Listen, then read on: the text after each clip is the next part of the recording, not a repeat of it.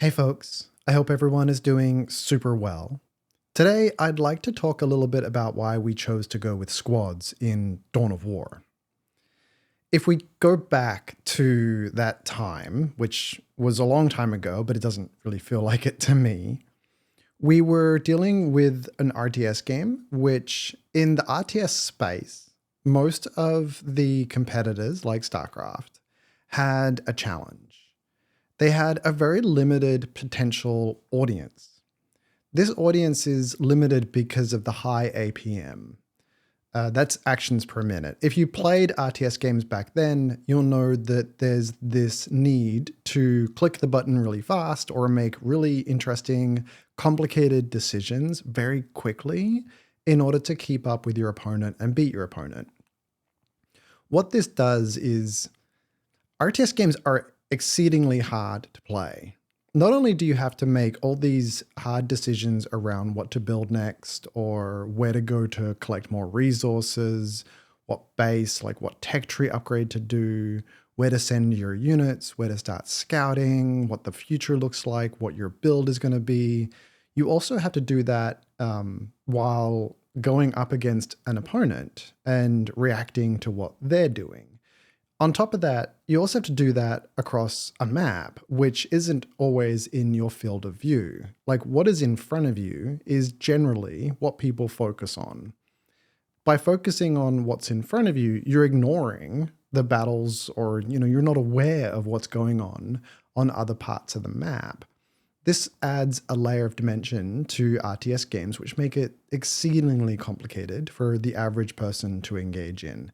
Imagine playing, have you seen those clips of people playing chess against multiple different opponents all at the same time? That's basically what an RTS game is. With Dawn of War, we wanted to kind of broaden the potential audience base without reducing that feeling, without reducing that fantasy of, hey, you're still in this massive, large scale battle. We wanted to address that feeling of having to micro every single unit as well, which just didn't really fit the fantasy of you're this commander. Why are you telling every single unit what to do? So squads was a bit of a reaction to that, or not a reaction, that's not the right term, a bit more of a conscious design choice, sounds better, I guess, in response to that, looking at the problem of, hey, in StarCraft, you have to micromanage units. That gets very frustrating. It also adds to the complexity and adds to the barrier for most people coming into the game. Most people, when they think about an RTS game, they don't really, the fantasy is this you're commanding this big army and you're this overarching general commander sort of giving direction as opposed to telling unit A to move left and like be on this pixel and then unit B to move over here and be on this pixel. That micromanagement always felt like it didn't fit the fantasy.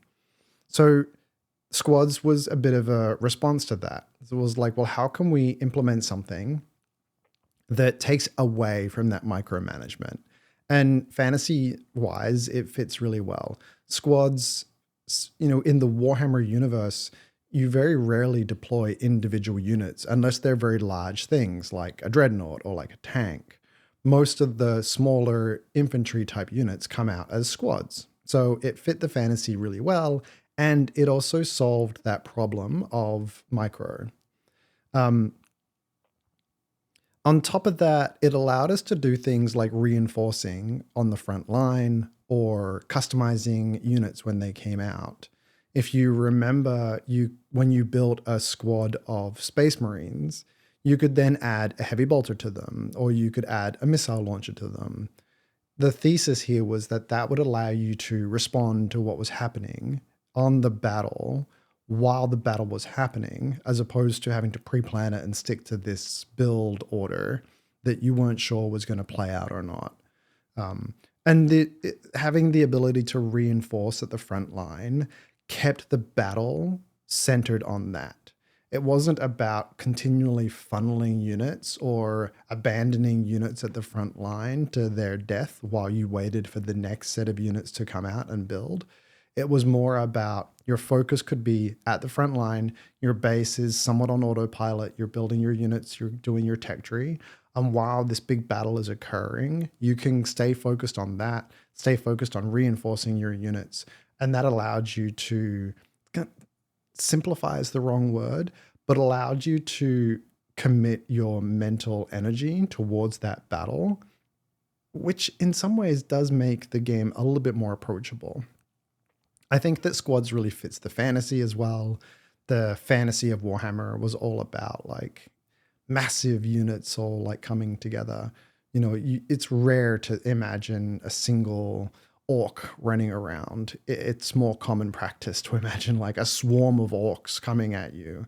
Warhammer is much more about armies fighting each other as opposed to individual guys fighting each other. There certainly is a space for that in Warhammer, but it wasn't the Warhammer that we were leaning into. We were leaning into these big battles against armies, and in order to accomplish that, having squads helped to double down on that. So it was really nice because it sort of solved for a design problem that we saw in the space, in the RTS space, of this overwhelming micromanagement. And then it also fit the fantasy really well.